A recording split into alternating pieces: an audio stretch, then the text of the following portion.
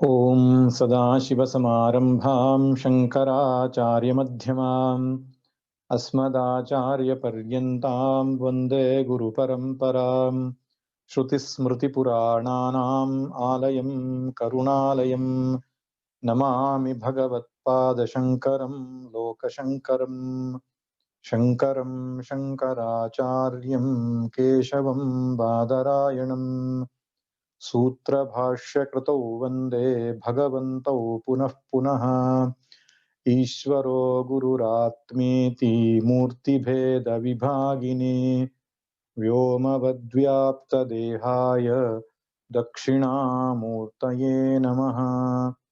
दक्षिणामूर्तये नमः। ॐ पार्थाय प्रतिबोधिताम् भगवता नारायणेन स्वयं व्यासेन ग्रथितां पुराणमुनिना मध्ये महाभारतम् अद्वैतामृतवर्षिणीं भगवतीम् अष्टादशाध्यायिनीम् अम्ब त्वामनुसन्दधामि भगवद्गीते भवद्वेषिणी भगवद्गीते भवद्वेषिणी।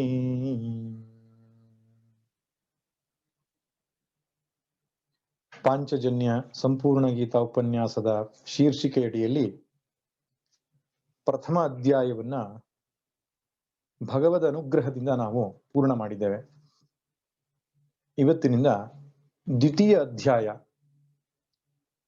ಸಾಂಖ್ಯ ಯೋಗ ಅಂತದಕ್ಕೆ ಹೆಸರು, ಅದನ್ನ ನಾವು ಆರಂಭ ಮಾಡಲಿಕ್ಕಿದ್ದೇವೆ. ಈ ದ್ವಿತೀಯ ಅಧ್ಯಾಯದಲ್ಲಿ ಒಟ್ಟು 72 ಶ್ಲೋಕಗಳಿವೆ. ಬಹಳ ದೊಡ್ಡ ಅಧ್ಯಾಯ ಇದು. ಇದಕ್ಕೆ ಸಾಂಖ್ಯ ಯೋಗ ಅಂತ ಕರೆದಿದ್ದಾರೆ. ಸಾಂಖ್ಯ ಎನ್ನುವ ಶಬ್ದಕ್ಕೆ ಅರ್ಥ ಸಮ್ಯಕ್ಖ್ಯಾಯತೆ ಜ್ಞಾಯತೆ ಇತಿ ಸಾಂಖ್ಯ ಅಂತ. ಸಾಂಖ್ಯ ಅಂದ್ರೆ ಜ್ಞಾನ ಅಂತ ಅರ್ಥ. ಆದ್ದರಿಂದ ಸಾಂಖ್ಯ ಯೋಗ ಅಂದ್ರೆ ಜ್ಞಾನ ಯೋಗ ಅಂತ ಅರ್ಥ. ಈ ಸಾಂಖ್ಯ ಅನ್ನುವ ಶಬ್ದ ಈ ಷಡ್ ದರ್ಶನಗಳಲ್ಲಿ 6 ದರ್ಶನಗಳು, ಭಾರತೀಯರ 6 ಆಸ್ತಿಕ ದರ್ಶನಗಳಲ್ಲಿ ಒಂದು ದರ್ಶನಕ್ಕೆ ಸಾಂಖ್ಯ ದರ್ಶನ ಅಂತ ಹೇಳ್ತಾರೆ. ಈ ದರ್ಶನ ಅನ್ನುವ ಶಬ್ದ ಸ್ವಲ್ಪ ತುಂಬಾ ಜನರಿಗೆ ಪರಿಚಯ ಇದೆಯೋ ಇಲ್ವೋ, ಆದ್ರೆ ಫಿಲಾಸಫಿ ಅಂದ ತಕ್ಷಣ ಗೊತ್ತಾಗ್ತದೆ. ಆಕ್ಚುಲಿ ಫಿಲಾಸಫಿಗೂ ದರ್ಶನಕ್ಕೂ ವ್ಯತ್ಯಾಸ ಇದೆ.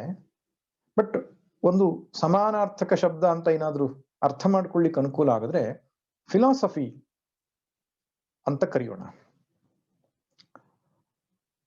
ಈ 6 ಫಿಲಾಸಫಿಗಳು ಹಿಂದಿನ ಭಾರತದಲ್ಲಿ ಬಹಳ ಪ್ರಚಲಿತವಾಗಿದ್ದು.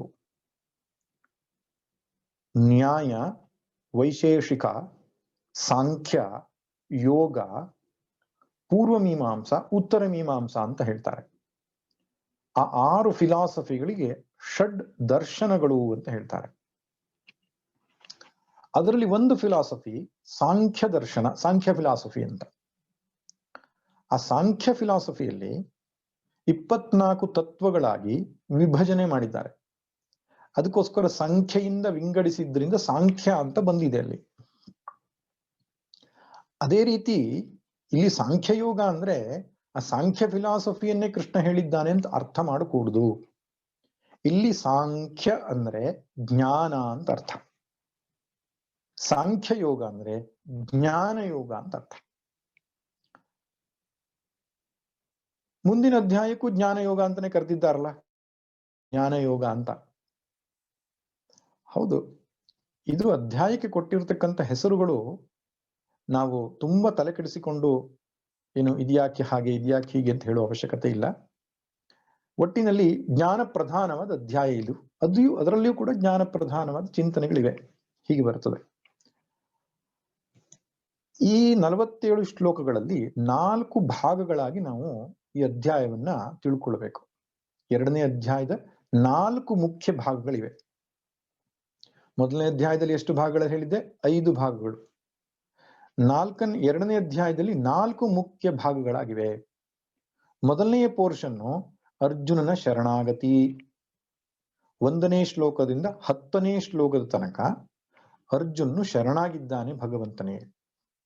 11ನೇ ಶ್ಲೋಕದಿಂದ ಆರಂಭ ಮಾಡಿ 38ನೇ ಶ್ಲೋಕದವರೆಗೂ ಸಾಂಖ್ಯ ಯೋಗ ಅಂದ್ರೆ ಜ್ಞಾನ ಯೋಗ, ಆತ್ಮಜ್ಞಾನವನ್ನ ಭಗವಂತ ಅರ್ಜುನಿಗೆ ಹೇಳಿದ್ದಾನೆ. ಎಷ್ಟರಿಂದ? 11ರಿಂದ 38ನೇ ಶ್ಲೋಕದ ತನಕ. 39ನೇ ಶ್ಲೋಕದಿಂದ 53ನೇ ಶ್ಲೋಕದವರೆಗೆ ಕರ್ಮಯೋಗವನ್ನ ಭಗವಂತ ಹೇಳ್ತಾನೆ. 39ರಿಂದ 53ನೇ ಶ್ಲೋಕದ ತನಕ ಕರ್ಮಯೋಗದ ತಿರುಳನ್ನ ಭಗವಂತ ಹೇಳ್ತಾನೆ. ಇನ್ನು 54ನೇ ಶ್ಲೋಕದಿಂದ ಅಧ್ಯಾಯ ಮುಕ್ತಾಯ ಆಗುವ ತನಕ ಅಂದ್ರೆ 72ನೇ ಶ್ಲೋಕದವರೆಗೆ ಸ್ಥಿತಪ್ರಜ್ಞನ ಲಕ್ಷಣ ಮತ್ತು ಸ್ಥಿತಪ್ರಜ್ಞತ್ವ ಪಡೆಯುವುದಕ್ಕೆ ಸಾಧನ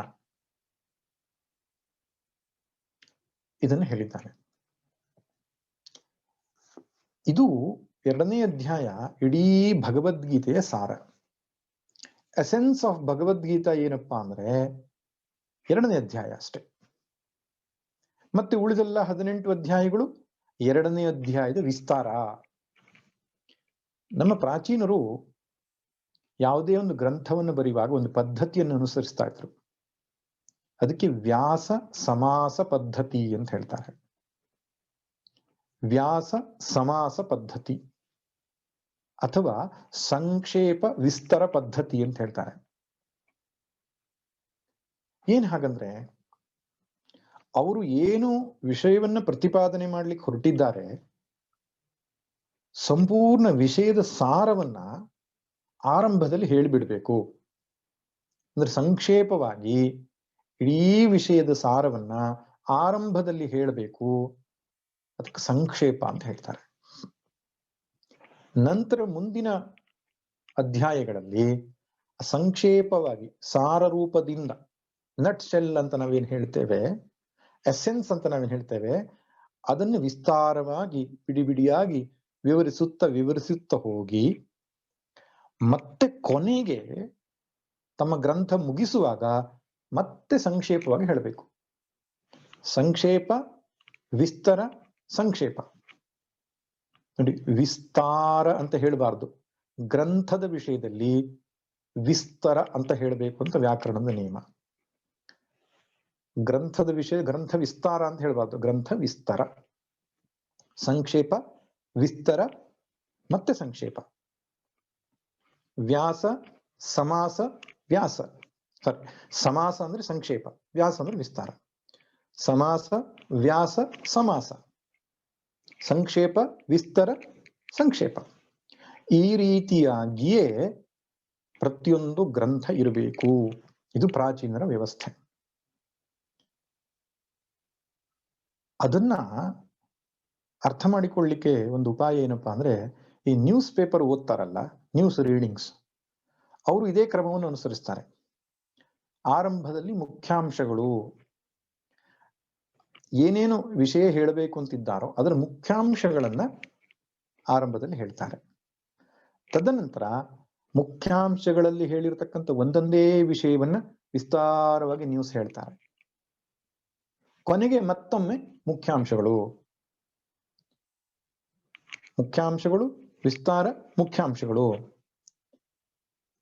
ಇದೇ ಸರಿಯಾದ ಕ್ರಮ.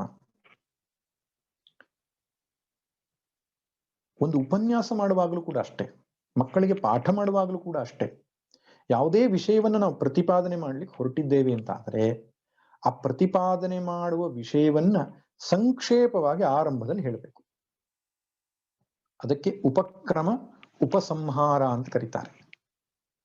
ಉಪಕ್ರಮ ಅಂದ್ರೆ ಆರಂಭದಲ್ಲಿ ಸಂಕ್ಷೇಪವಾಗಿ ವಿಷಯವನ್ನು ತಿಳಿಸೋದು ಉಪಕ್ರಮ.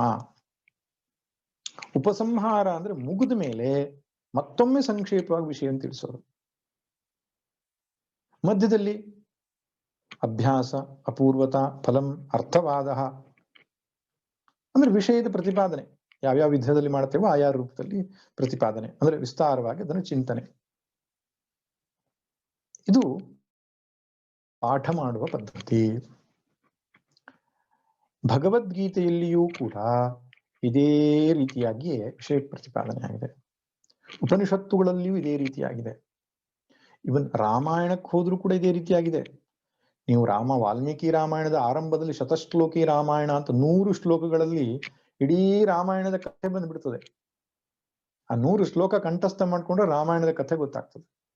ಆಮೇಲೆ ಆ 100 ಶ್ಲೋಕದ ವಿಸ್ತಾರವೇ 24,000 ಶ್ಲೋಕಗಳ ವಾಲ್ಮೀಕಿ ರಾಮಾಯಣ. ಈ ರೀತಿ ಪ್ರಾಚೀನರು ಈ ಪದ್ಧತಿಯನ್ನು ಅನುಸರಿಸ್ತಾ ಇದ್ರು.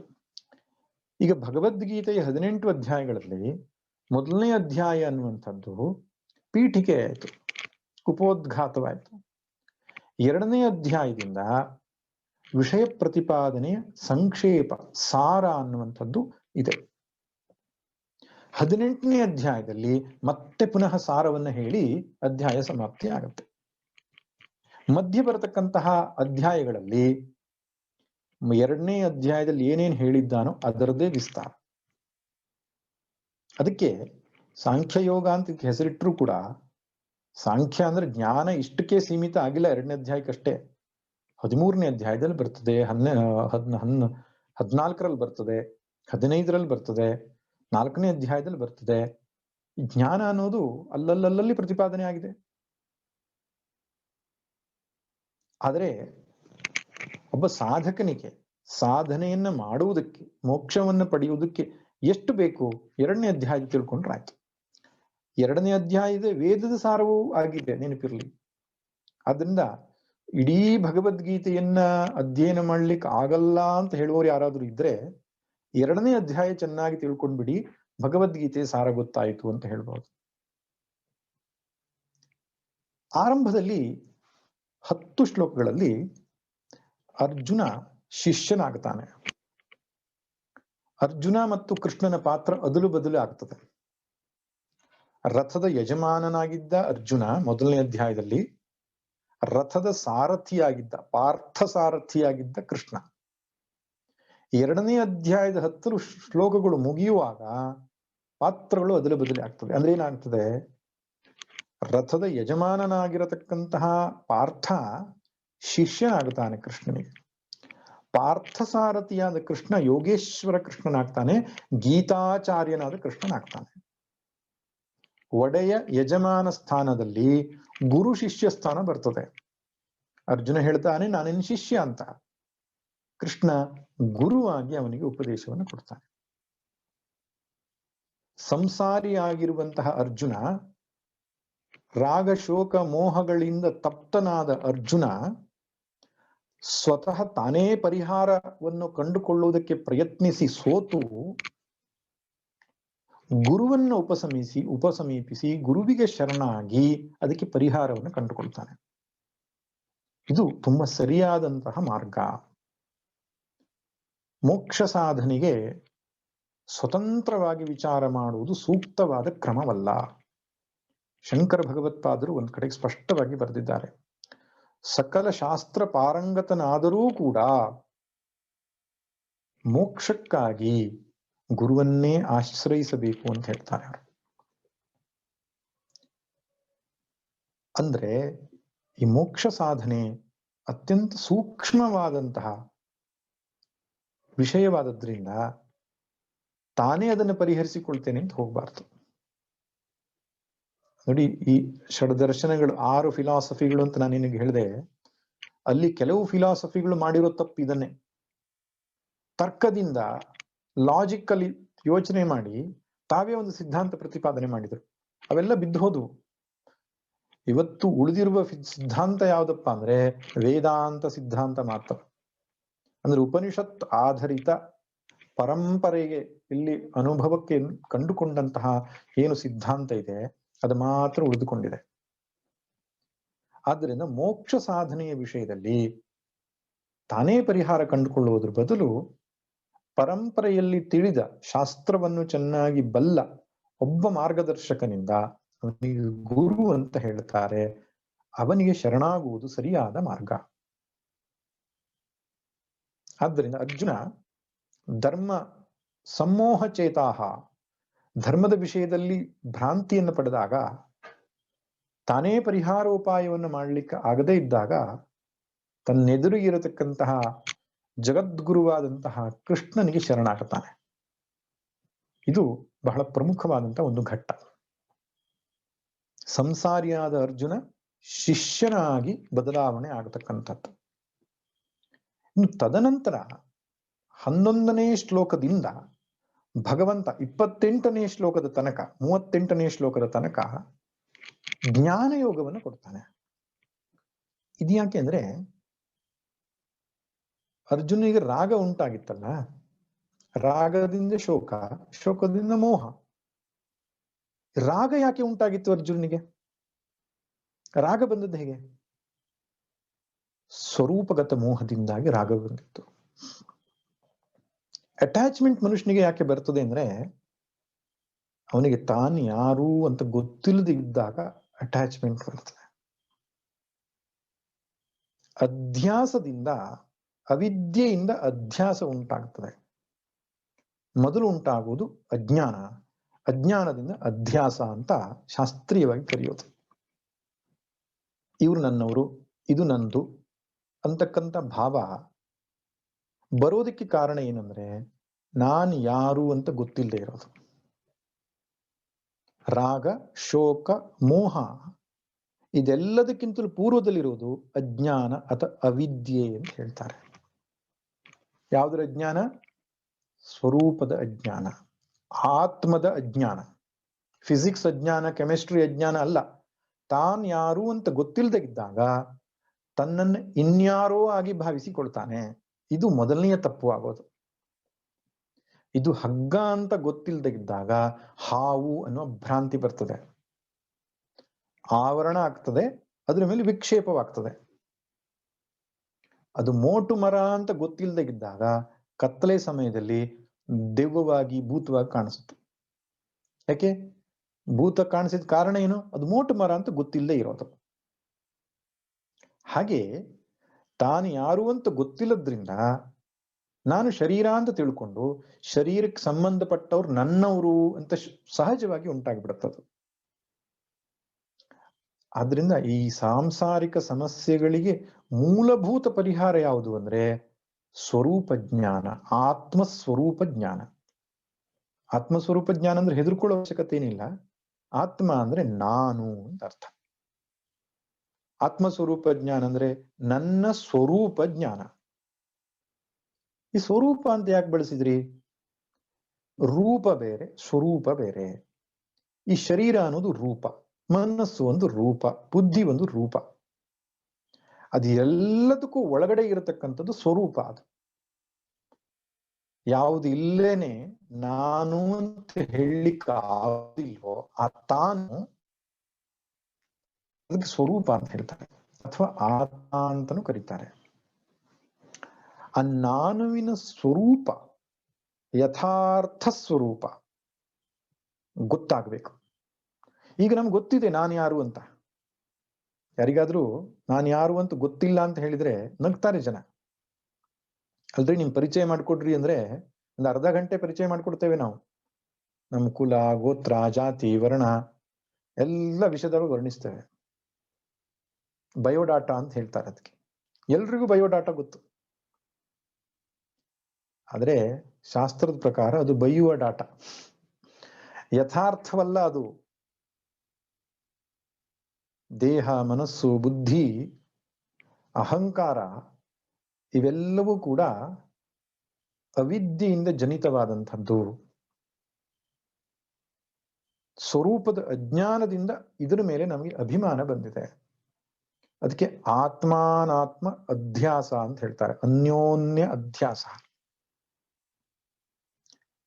ಇದರಿಂದ ಸಂಸಾರ ಮುಂದೆ.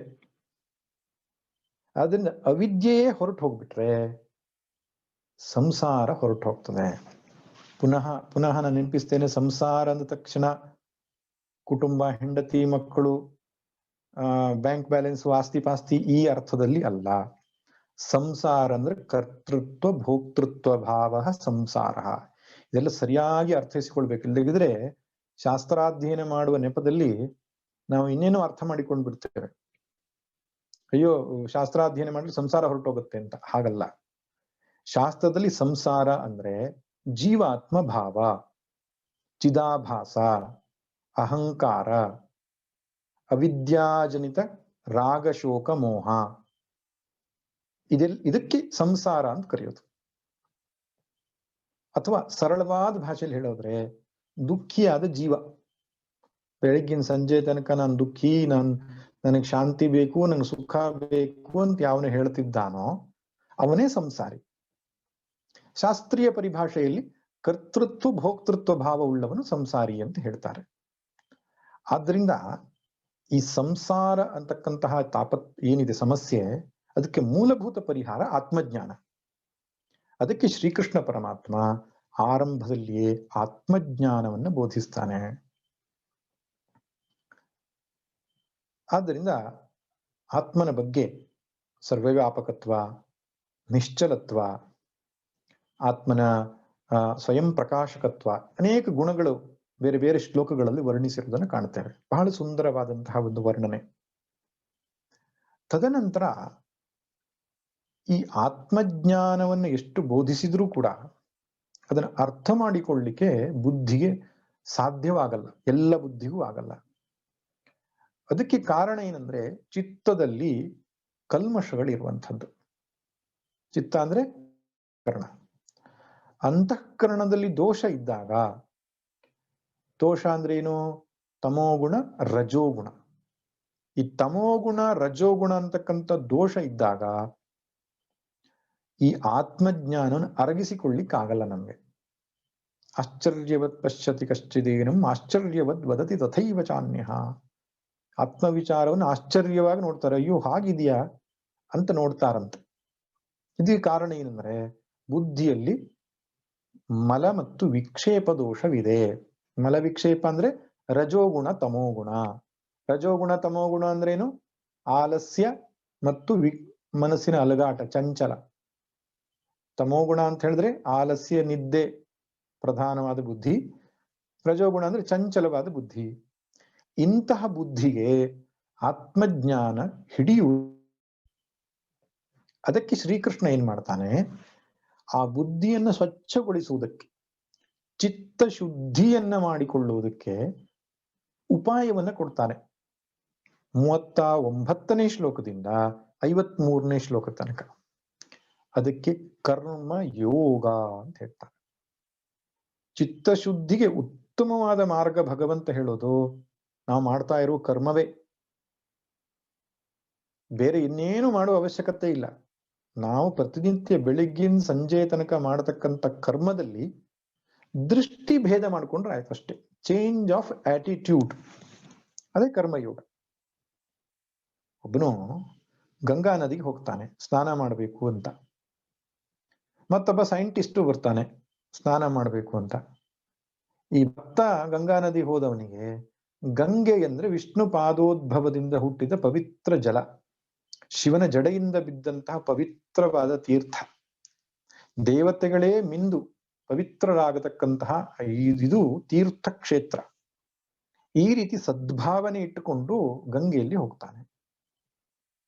ಒಂದು ಮುಳುಗ್ತಾನೆ. ಹೊರಗಡೆ ಬಂದ ತಕ್ಷಣ ಶರೀರವೂ ಶುದ್ಧಿ ಆಯ್ತು, ಮನಸ್ಸು ಒಂಥರ ನಿರ್ಮಲವಾಗ್ತದೆ. ಏನೋ ಶಾಂತಿ, ಏನೋ ಸಮಾಧಾನ.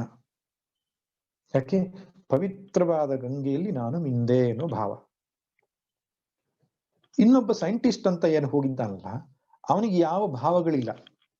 ಅವನಿರಲು ಒಂದೇ ಭಾವ, H2O, 2 molecule of hydrogen, 1 molecule of oxygen ಸೇರಿ H2O, ನೀರು ಅಂದ್ರೆ H2O ಅಷ್ಟೇ. ಅವನು ಗಂಗೆಯಲ್ಲಿ ಮುಳುಗ್ತಾನೆ, ಹೊರಗಡೆ ಬರ್ತಾನೆ, ಮೈಯೆಲ್ಲ ಶುದ್ಧಿ ಆಯ್ತು, ಮೈಯೆಲ್ಲ ಕ್ಲೀನ್ ಆಯ್ತು ಅಂತ ಹೇಳ್ತಾನೆ ಅಷ್ಟೇ. ಮನಸ್ಸಿನ ಶುದ್ಧಿ ಅವನಿಗೆ ಸಿಕ್ಕೋಲ್ಲ. ಯಾಕೆ? ಭಾವದಲ್ಲಿ ವ್ಯತ್ಯಾಸ. ಮಾಡಿದ್ದ ಕರ್ಮ ಒಂದೇ, ಇಬ್ರು ಕೂಡ ಗಂಗೆಯಲ್ಲಿ ಸ್ನಾನ. ಒಬ್ಬನಿಗೆ ಶರೀರ ಶುದ್ಧಿಯೊಟ್ಟಿಗೆ ಮನಃಶುದ್ಧಿ ಆಯ್ತು, ಇನ್ನೊಬ್ಬನಿಗೆ ಕೇವಲ ಶರೀರ ಶುದ್ಧಿ ಆಯ್ತು. ಕಾರಣ ಏನು? Change of attitude. ಒಬ್ಬನು ದೈಹಿಕ ಕಸರತ್ತು ಮಾಡ್ತಾನೆ, ಮತ್ತೊಬ್ಬನು ಸೂರ್ಯ ನಮಸ್ಕಾರ ಮಾಡ್ತಾನೆ. ಇಬ್ಬರ ಉದ್ದೇಶ ಏನು? ಶಾರೀರಿಕ ಸ್ವಾಸ್ಥ್ಯ, ಶರೀರ ಆರೋಗ್ಯಯುತವಾಗಿರಬೇಕು. ಒಬ್ಬನು ಡಂಬೆಲ್ ಎತ್ತೋದು, ಪುಷಪ್ಸ್ ತೆಗೆಯೋದು ಎಲ್ಲ ಮಾಡ್ತಾನೆ. ಕಸರತ್ತುಗಳನ್ನು ಮಾಡ್ತಾನೆ, ಜಿಮ್ಮಿಗೆ ಹೋಗಿ ಮಾಡತಕ್ಕಂಥ. ಮತ್ತೊಬ್ಬನು ಸೂರ್ಯ ನಮಸ್ಕಾರ ಮಾಡ್ತಾನೆ, ಮಿತ್ರಾಯ ನಮಃ, ರವೇ ನಮಃ ಮುಂತಾದ ಒಂದೊಂದು 12 ನಾಮಗಳನ್ನು ಹೇಳ್ತಾ ಆ 12 ಆಸನಗಳನ್ನ ಮಾಡ್ತಾನೆ. ಇಬ್ಬರೂ ಮಾಡಿದ್ದು ವ್ಯಾಯಾಮ. ಒಬ್ಬನಿಗೆ ಶರೀರ ಸ್ವಾಸ್ಥ್ಯ ಮಾತ್ರ ಸಿಕ್ಕಿತ್ತು, ಸೂರ್ಯ ನಮಸ್ಕಾರ ಮಾಡಿದವನಿಗೆ ಶರೀರ ಸ್ವಾಸ್ಥ್ಯದೊಟ್ಟಿಗೆ ಸೂರ್ಯನಿಗೆ ನಮಸ್ಕಾರ ಮಾಡದ ಪುಣ್ಯ ಸಿಕ್ಕಿತು. ಅಂದ್ರೆ ಚಿತ್ತಶುದ್ಧಿ ಆಯ್ತು. ಮಾಡಿದ್ದು ಕರ್ಮ ಒಂದೇ, ಫಲದಲ್ಲಿ ವ್ಯತ್ಯಾಸ. ಯಾಕೆ? ನಾನು ವ್ಯಾಯಾಮ ಮಾಡ್ತಾ ಇಲ್ಲ, ಸೂರ್ಯನಿಗೆ ನಮಸ್ಕಾರ ಮಾಡ್ತಿದ್ದೇನೆ ಅಂದ್ಕೊಂಡ. ನೋಡಿ ಹೇಗಿದೆ.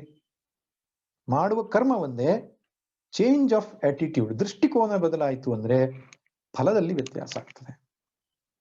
ಹಾಗೆ ಶ್ರೀಕೃಷ್ಣ ಏನ್ ಹೇಳ್ತಾನೆ, ಮನಸ್ಸನ್ನು ಶುದ್ಧಿ ಮಾಡ್ಲಿಕ್ಕೆ ಹಿಮಾಲಯಕ್ಕೆ ಹೋಗೋದ್ ಬೇಡ, ಗುಹೆಗೆ ಹೋಗೋದ್ ಬೇಡ, ಇನ್ನೆಲ್ಲಿಗೋ ಹೋಗೋದ್ ಬೇಡ. ಮನೆಯ ತೊರೆದೋಡಲೇಂ, ವನಗುಹೆಯ ಸಾರಲೇಂ, ತನುವನುಗ್ರ ವ್ರತಗಳಿಂದ ದಂಡಿಸಲೇಂ, ಬಿನದಗಳ ನರಸಿ ನೀನೂರೂರ ಅಲೆದೊಡೆಂ, ಮನವ ತೊರೆದಿರಲಹುದೆ ಮಂಕುತಿಮ್ಮ. ಎಲ್ಲೋದ್ರೂ ಈ ಮನಸ್ಸೇ ಬರೋದು, ಗುಹೆಗೆ ಹೋಗ್ಲಿ ಆಶ್ರಮಕ್ಕೆ ಹೋಗ್ಲಿ. ಮನೆಯಲ್ಲಾದ್ರೂ ಸ್ವಲ್ಪ ಪ್ರಾಬ್ಲಮ್, ಆಶ್ರಮಕ್ಕೆ ಹೋದ್ರೆ ಆಶ್ರಮದಲ್ಲಿ ಜಾಸ್ತಿ ಪ್ರಾಬ್ಲಮ್. ಅದಕ್ಕೆ ಕೃಷ್ಣ ಹೇಳುವ ಉಪಾಯ ಏನು? ಎಲ್ಲಿಗೂ ಹೋಗ್ಬೇಡ. ಏನ್ ಮಾಡು? ನೀನಿರುವ ಜಾಗದಲ್ಲಿ, ನೀನಿರುವ ಅವಸ್ಥೆಯಲ್ಲಿ ನೀನು ಮಾಡುವ ಕರ್ಮಗಳಷ್ಟೇ ಮಾಡು. ಮಾಡುವಾಗ ದೃಷ್ಟಿ ಬದಲಾವಣೆ ಇಟ್ಕೊಂಡು ಮಾಡು. ಅದರಿಂದ ಮನಸ್ಸು ಶುದ್ಧವಾಗ್ತಾ ಶುದ್ಧವಾಗ್ತಾ ಶುದ್ಧವಾಗ್ತಾ ಬರ್ತದೆ. ತಮೋಗುಣ ರಜೋಗುಣ ಕ್ಷೀಣವಾಗ್ತದೆ, ಸತ್ವ ಪ್ರಧಾನವಾದ ಅಂತಃಕರಣವಾಗ್ತದೆ. ಈ ಸತ್ವ ಪ್ರಧಾನವಾದ ಅಂತಃಕರಣ ಉಳ್ಳವರಿಗೆ ಬ್ರಾಹ್ಮಣ ಅಂತ ಕರೀತಾರೆ. ಇದು ಜಾತಿವಾಚಕ ಅಲ್ಲ, ಗುಣವಾಚಕ ಶಬ್ದ. ಬ್ರಾಹ್ಮಣ್ಯ ಅಂದ್ರೇನು? ಸತ್ವ ಪ್ರಧಾನವಾದ ಅಂತಃಕರಣ. ಈ ಸತ್ವ ಪ್ರಧಾನವಾದ ಅಂತಃಕರಣ ಉಳ್ಳವನಿಗೆ ಆತ್ಮಸ್ವರೂಪವನ್ನು ವಿವರಿಸಿದಾಗ ಸರಿಯಾಗಿ ಅರ್ಥವಾಗ್ತದೆ. ಅದಕ್ಕೆ ಶ್ರೀಕೃಷ್ಣ ಏನ್ ಮಾಡ್ತಾನೆ, 38 ಶ್ಲೋಕದ ತನಕ ಸಾಂಖ್ಯ ಯೋಗ ಹೇಳಿದ ಮೇಲೆ 39ರಿಂದ ಕರ್ಮಯೋಗ ಹೇಳ್ತಾನೆ. ಜ್ಞಾನಯೋಗದಿಂದ ಜ್ಞಾನ ಪ್ರಾಪ್ತಿ, ಕರ್ಮಯೋಗದಿಂದ ಜ್ಞಾನ ಯೋಗ್ಯತಾ ಪ್ರಾಪ್ತಿ. ಜ್ಞಾನ ಯೋಗಕ್ಕೆ ಹೋಗೋ ಒಂದು ಸಾಮರ್ಥ್ಯ ಕರ್ಮಯೋಗದಿಂದ ಬರ್ತದೆ. ಇನ್ನು ಇದಿಷ್ಟು ಮುಗಿದ ಮೇಲೆ ಕರ್ಮಯೋಗದಿಂದ ಜ್ಞಾನಯೋಗ ಆಯ್ತು, ಜ್ಞಾನಯೋಗದಿಂದ ಜ್ಞಾನ ಪ್ರಾಪ್ತಿ ಆಯ್ತು, ಜ್ಞಾನ ಪ್ರಾಪ್ತಿ ಆದ್ಮೇಲೆ ಮೋಕ್ಷ ಆಯ್ತು. ಆದ್ರೆ ಆ ಮುಕ್ತ ಪುರುಷ ಹೇಗಿರ್ತಾನೆ ಅಂತ, ಅದಕ್ಕೆ ನಮ್ಗೆ ಯಾಕೆ ಬೇಕು ಮುಕ್ತ ಪುರುಷ ಹೇಗಿರ್ತಾನೆ ಅಂತ? ನಮ್ಮ ಸಾಧನಾ ಪಥದಲ್ಲಿ ಸಿದ್ಧಸ್ಯ ಲಕ್ಷಣಾನಿ ಸಾಧಕಸ್ಯ ಸಾಧನಾನಿ ಅಂತ ಹೇಳ್ತಾರೆ. ಸಿದ್ಧನ ಲಕ್ಷಣಗಳನ್ನು ತಿಳಿದಿದ್ರೆ ಸಾಧಕನಿಗೆ ಸಾಧನೆ ಮಾಡ್ಲಿಕ್ಕೆ ಅನುಕೂಲ ಆಗ್ತದೆ. ಅದಕ್ಕೆ ಆ ಮುಕ್ತ ಪುರುಷರು ಹೀಗಿರ್ತಾರೆ ಅಂತ ಗೊತ್ತಾದಾಗ ಆ ಕಡೆಗೆ ಹೋಗುವ ಮನಸ್ಸು ನಮ್ಗೆ ಉಂಟಾಗ್ತದೆ. ನಾನು ಸಾಧನೆ ಮಾಡಬೇಕು ಅನ್ನೋ ಪ್ರೋತ್ಸಾಹ ಉತ್ಸಾಹ ಬರ್ತದೆ. ನಾವು ಮಾಡತಕ್ಕಂಥ ಸಾಧನೆಯಲ್ಲಿ ದೋಷಲೋಪಗಳಿದ್ರೆ ತಿದ್ದುಕೊಳ್ಳಿಕ್ಕೆ ಆಗ್ತದೆ. ಅದಕ್ಕೆ ಭಗವಂತ ಏನು ಮಾಡ್ತಾನೆ, ಬಹಳ ಸುಂದರವಾದ ಭಾಗ ಇದು, 2ನೇ ಅಧ್ಯಾಯದ ಕೊನೆಯಲ್ಲಿ 54ರಿಂದ 72 ತನಕ ಸ್ಥಿತ ಪ್ರಜ್ಞನ ಲಕ್ಷಣ. ಮುಕ್ತಿಯನ್ನ ಪಡೆದ, ಜೀವನ್ನ ಮುಕ್ತ, ಬದುಕಿರುವಾಗಲೇ ಬಂಧನದಿಂದ ಬಿಡುಗಡೆಯಾದ ಅಂತ ಸ್ವತಂತ್ರ ವ್ಯಕ್ತಿ ಯಾವ ರೀತಿ ಇರ್ತಾನೆ, ಹೇಗೆ ಮಾತಾಡ್ತಾನೆ, ಹೇಗೆ ವ್ಯವಹಾರ ಮಾಡ್ತಾನೆ, ಹೇಗೆ ಬದುಕನ್ನು ನಡೆಸ್ತಾನೆ. ಜ್ಞಾನೋತ್ತರ ಜೀವನ ಅಂತ ಹೇಳ್ತೇವೆ. ಜ್ಞಾನ ಪೂರ್ವ ಜೀವನ ನಮ್ಮ ಅನುಭವದಲ್ಲಿದೆ. ನಮ್ಗೆಲ್ರಿಗೂ ಗೊತ್ತು ನಮ್ಮ ಜೀವನದ ಕಥೆ ಏನು ಅಂತ. ಎಲ್ರ ಕಥೆನೂ ಒಂದೇ. ಜ್ಞಾನೋತ್ತರ ಜೀವನದಲ್ಲಿ ಒಬ್ಬ ಜ್ಞಾನಿ ಪರಿಸ್ಥಿತಿಗಳ ಒಂದು ಮಧ್ಯದಲ್ಲಿ ಯಾವ ರೀತಿ ಇರ್ತಾನೆ ಎಂಬ ಅರ್ಜುನನ ಪ್ರಶ್ನೆಗೆ ಭಗವಂತ ಕೊಟ್ಟಂತ ಬಹಳ ಸುಂದರವಾದ ಭಾಗ ಸ್ಥಿತ ಪ್ರಜ್ಞನ ಲಕ್ಷಣ. ಸ್ಥಿರ ಪ್ರಜ್ಞಾ ಅಂತನೂ ಹೇಳ್ತಾರೆ, ಸ್ಥಿತ ಪ್ರಜ್ಞಾ ಅಂತ ಹೇಳ್ತಾರೆ. ಪ್ರಜ್ಞೆ ಅಂದ್ರೆ ಬುದ್ಧಿ, ಶುದ್ಧವಾದ ಬುದ್ಧಿಗೆ ಪ್ರಜ್ಞೆ ಅಂತ ಹೇಳ್ತಾರೆ. ಆ ಶುದ್ಧವಾದ ಬುದ್ಧಿಯುಳ್ಳ ಪ್ರಜ್ಞೆ ಸ್ಥಿರವಾಗಿ ಒಂದೇ ತೆರನಾಗಿರತಕ್ಕಂತಹ ಒಂದು ಸ್ಥಿತಿ. ಅದು ಕೊನೆಯ ಭಾಗ. ಎಷ್ಟನ್ನ ಹೇಳಿದರೆ ಇಡೀ ಗೀತೆಯ ಉಪನ್ಯಾಸ ಮುಗಿಯಿತು. ನಂತರ ಇದು ಒಂದೊಂದೇ ವಿಷಯವನ್ನು ವಿಸ್ತಾರ ಮಾಡ್ಕೊಂಡು ಹೋಗ್ತಾರೆ. ಕರ್ಮಯೋಗದ ಬಗ್ಗೆನೇ 2-3 ಅಧ್ಯಾಯ ಬರ್ತದೆ, ಧ್ಯಾನ ಯೋಗದ ಬಗ್ಗೆ 1 ಅಧ್ಯಾಯ ಬರ್ತದೆ, ಕರ್ಮಯೋಗಕ್ಕೆ ಅಂಗವಾಗಿರತಕ್ಕಂತಹ ಭಕ್ತಿ ಯೋಗ, ಭಕ್ತಿಯೋಗದ ವಿಸ್ತಾರ ವಿವರಣೆ, ತದನಂತರ ಜ್ಞಾನಯೋಗವನ್ನೇ ಮತ್ತೆ ಪುನಃ ವಿಸ್ತಾರ ಮಾಡತಕ್ಕಂಥದ್ದು. ಈ ರೀತಿ 2ನೇ ಅಧ್ಯಾಯದ ವಿಸ್ತಾರವೇ ಮುಂದಿನ ಅಧ್ಯಾಯಗಳಲ್ಲಿ ಕಾಣ್ತೇವೆ. ಈಗ ನಾವು ಶ್ಲೋಕಕ್ಕೆ ನೇರವಾಗಿ ಪ್ರವೇಶ ಮಾಡೋಣ. 2ನೇ ಅಧ್ಯಾಯದ ಹೆಸರು ಸಾಂಖ್ಯ ಯೋಗ. ಈ 2ನೇ ಅಧ್ಯಾಯದ ಆರಂಭದಲ್ಲಿ ಸಂಜಯನು ಮಾತನಾಡುವುದನ್ನು ಕಾಣುತ್ತೇವೆ. ಸಂಜಯ ಉವಾಚ, ಸಂಜಯ ಉವಾಚ ತಂತಥಾ ಕೃಪಯಾ ವಿಷ್ಟಂ ಅಶ್ರುಪೂರ್ಣಾಕುಲೇಕ್ಷಣಂ ವಿಷೀದಂತಮಿದಂ ವಾಕ್ಯಂ ಉವಾಚ ಮಧುಸೂದನಃ. ಹಿಂದಿನ ಅಧ್ಯಾಯದಲ್ಲಿ ಏನಾಗಿತ್ತು ಕಥೆ?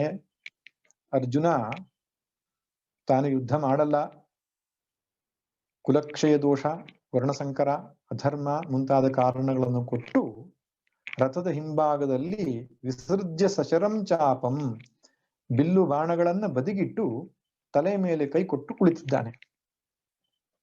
ಈ ಘಟನೆಯನ್ನು ಹೇಳಿದ ಮೇಲೆ ಸಂಜಯ ಮುಂದೇನಾಯ್ತು ಅನ್ನೋದನ್ನು ವರ್ಣಿಸ್ತಿದ್ದಾನೆ. ಅರ್ಜುನ ತಲೆಗೆ ಕೈ ಹಚ್ಚಿ ಕುಳಿತಿದ್ದಾನೆ. ಮುಂದೇನಾಯ್ತು? ತಂತಥಾ ಕೃಪಯಾ ವಿಷ್ಟಂ ಅಶ್ರುಪೂರ್ಣಾಕುಲೇಕ್ಷಣಂ. ಬಿಲ್ಲು ಬಾಣ ಬಿಟ್ಟಿದ್ದಷ್ಟೇ ಅಲ್ಲಂತೆ, ಅಶ್ರುಪೂರ್ಣ ಆಕುಲೇಕ್ಷಣಂ, ಕಣ್ಣಲ್ಲಿ ನೀರು ತುಂಬಿಕೊಂಡಿತ್ತಂತೆ ಅರ್ಜುನಿಗೆ. ಯಾವ ಅರ್ಜುನನ ಹೆಸರು ಹೇಳಿದರೆ ಭಯವೇ ಓಡಿ ಹೋಗುತ್ತೋ ಅಂತಹ ಅರ್ಜುನನ ಕಣ್ಣಲ್ಲಿ ನೀರು ಎನ್ನುವುದನ್ನ ಕಲ್ಪಿಸುವುದು ಕಷ್ಟ. ನೆನಪಿರ್ಲಿ, ಅರ್ಜುನ ಹೆದರಿ ಯುದ್ಧರಂಗದಿಂದ ನಿವೃತ್ತಿ ಆಗ್ತಾ ಇಲ್ಲ. ಭಯ ಎನ್ನುವ ಹೆಸರು ಅರ್ಜುನಲ್ಲಿ ಇಲ್ಲ. ಬೃಹನ್ನಳೆಯಾಗಿದ್ದಾಗ ಉತ್ತರ ಕುಮಾರನಿಗೆ ಅರ್ಜುನನೇ ತನ್ನ ಹೆಸರನ್ನು ಹೇಳ್ತಾನೆ, ಇವನ ಹೆಸರನ್ನು ಹೇಳಿದ್ರೆ ಭಯ ಹೋಗ್ತದೆ ಅಂತ. ಮಹಾಪರಾಕ್ರಮಿ ಅವನು, ಸವ್ಯಸಾಚಿ ಅಂತ ಕರೀತಾರೆ ಅರ್ಜುನಿಗೆ. ಎಡಗೈಯಲ್ಲೂ ಶಸ್ತ್ರ ಪ್ರಯೋಗ ಮಾಡ್ತಿದ್ದಂತೆ, ಬಿಲ್ಲು ಬಾಣಗಳನ್ನು ಹಿಡ್ಕೊಂಡು ಎಡಗೈಯಲ್ಲೂ ಪ್ರಯೋಗ ಮಾಡಬಲ್ಲ ಸಾಮರ್ಥ್ಯ. ಒಂದೊಮ್ಮೆ ಅವನ ಬಲಗೈ ಕತ್ತರಿಸಿ ಹೋದ್ರೆ ಎಡಗೈಯಲ್ಲಿ ಅಸ್ತ್ರಶಸ್ತ್ರ ಪ್ರಯೋಗ ಮಾಡಬಲ್ಲ, ಸವ್ಯಸಾಚಿ ಅಂತ ಹೇಳ್ತಾರೆ. ಇನ್ನು ಶಬ್ದವೇಧಿ ವಿದ್ಯೆಯನ್ನು ಕಲ್ತವನು. ಶಬ್ದ ಬಂದ ಕಡೆಗೆ ಬಾಣವನ್ನ ಬಿಟ್ಟು ಆ ಗುರಿಯನ್ನು ಮುಟ್ಟಿಸುವವನು. ಅವನು ಇಂದ್ರನಿಗೆ ಯುದ್ಧದಲ್ಲಿ ಸಹಾಯ ಮಾಡಿದವನು, ದೇವತೆಗಳನ್ನು ಸೋಲಿಸಿದವನು, ನಿವಾತ ಕವಚರನ್ನ ಶಿಕ್ಷಿಸಿದವನು, ಸಾಕ್ಷಾತ್ ಈಶ್ವರನೊಟ್ಟಿಗೆ ಶಿವನೊಟ್ಟಿಗೆ ಯುದ್ಧ ಮಾಡಿ ಕಿರಾತಾರ್ಜುನೀಯ, ಅರ್ಜುನಿಗೂ ಕಿರಾತನ ವೇಷದಲ್ಲಿರ್ತಕ್ಕಂಥ ಶಿವನಿಗೂ ಯುದ್ಧವಾಗಿ ಅವನ ಅನುಗ್ರಹದಿಂದ ಪಾಶುಪತಾಸ್ತ್ರವನ್ನ ಪಡೆದವನು. ಎಂತಹ ಇಂದ್ರಿಯ ಜೈ ಆಗಿದ್ದ ಅಂದ್ರೆ, ಸ್ವರ್ಗಲೋಕಕ್ಕೆ ಇಂದ್ರನ ಹತ್ರ ಹೋದಾಗ ಊರ್ವಶಿಯನ್ನ ಕಳಿಸಿಕೊಡ್ತಾನೆ ಇಂದ್ರ, ಅರ್ಜುನಿಗೆ ಸಂತೋಷ ಪಡಿಸುವಂತ. ಅವನು ಅವಳ ಕಾಲಿಗೆ ಬಿದ್ದು ನಮಸ್ಕಾರ ಮಾಡಿ ಹೇಳ್ತಾನೆ, ನೀನು ತಾಯಿ ಸಮಾನಮ್ಮ, ನೀನು ಇಂದ್ರನ ಪತ್ನಿ, ಇಂದ್ರನಿಗೆ ನೃತ್ಯಗಾತಿಯಾಗಿದ್ದೀಯಾ, ತಾಯಿಗೆ ಸಮಾನ ಅಂತ ತಿರಸ್ಕರಿಸ್ತಾನೆ. ಅಷ್ಟರ ಮಟ್ಟಿಗೆ ಇಂದ್ರಿಯ ಜೈ. ಆಗ ಊರ್ವಶಿ ಶಾಪ ಕೊಡ್ತಾಳೆ, ಒಲಿದು ಬಂದ ಹೆಣ್ಣನ್ನ ತಿರಸ್ಕರಿಸಿದ್ರಿಂದ ಒಂದು ಪುಂಸಕನಾಗು ನೀನು ಅಂತ. ಅದು ಅವನಿಗೆ ಬೃಹನ್ನಳೆಯಾಗಿ ಏನು ಅಜ್ಞಾತವಾಸ ಕಾಲದಲ್ಲಿ ಸಹಾಯ ಆಗ್ತದೆ. ಆ ರೀತಿ ಮಹಾಶಕ್ತಿಶಾಲಿಯಾಗಿರತಕ್ಕಂತಹ ಅರ್ಜುನ ಇವತ್ತು ಕಣ್ಣೀರಿಟ್ಟು ನೋಡ್ತಾ ಇದ್ದಾನೆ ಭಗವಂತನ ಕಡೆಗೆ. ಅಂದ್ರೆ ಯುದ್ಧ ಭೀತಿಯಿಂದ ನಿವೃತ್ತಿಯಾದದ್ದಲ್ಲ, ಧರ್ಮ ಸಮ್ಮೂಢ ಚೇತನಾಗಿಬಿಟ್ಟಿದ್ದಾನೆ. ತಾನೇನು ಮಾಡಬೇಕು ಅಂತ ದಿಕ್ಕು ತೋಚದಾಗಿಬಿಟ್ಟಿದ್ದಾನೆ. ವಿಷೀದಂತಮಿದಂ ವಾಕ್ಯಂ ಉವಾಚ ಮಧುಸೂದನಃ. ಅಳ್ತಾ ಇದ್ದಾನೆ ಅರ್ಜುನ, ದುಃಖ ತಪ್ತನಾಗಿ ಬಿಟ್ಟಿದ್ದಾನೆ. ಅವನನ್ನು ನೋಡಿ ಭಗವಂತ ಈ ವಾಕ್ಯವನ್ನ ಹೇಳಿದ. ಭಗವಂತನ ಇಲ್ಲಿ ಹೆಸರೇನು? ಮಧುಸೂದನ. ಮಧು ಎನ್ನುವ ರಾಕ್ಷಸನನ್ನು ಕೊಂದವನು, ಆದ್ದರಿಂದ ಮಧುಸೂದನ. ಮಧುಸೂದನ ಏನು ಹೇಳ್ತಾನೆ, ಭಗವಂತ ಏನು ಹೇಳ್ತಾನೆ ಅಂತ ಮುಂದೆ ನೋಡೋಣ. ಶ್ರೀ ಭಗವಾನುವಾಚ ಕುತಸ್ತ್ವಾ ಕಶ್ಮಲಮಿದಂ ವಿಷಮೇ ಸಮುಪಸ್ಥಿತಂ ಅನಾರ್ಯಜುಷ್ಟಮಸ್ವರ್ಗ್ಯಂ ಅಕೀರ್ತಿಕರಮರ್ಜುನ ಕ್ಲೈಬ್ಯಂ ಮಾಸ್ಮಗಮಃ ಪಾರ್ಥ ನೈತತ್ವಯ್ಯುಪಪದ್ಯತೆ ಕ್ಷುದ್ರಂ ಹೃದಯ ದೌರ್ಬಲ್ಯಂ ತ್ಯಕ್ತೋತ್ತಿಷ್ಠ ಪರಂತಪ. ಈಗ ಭಗವಂತ ಮಾತನಾಡಿದ್ದಾನೆ.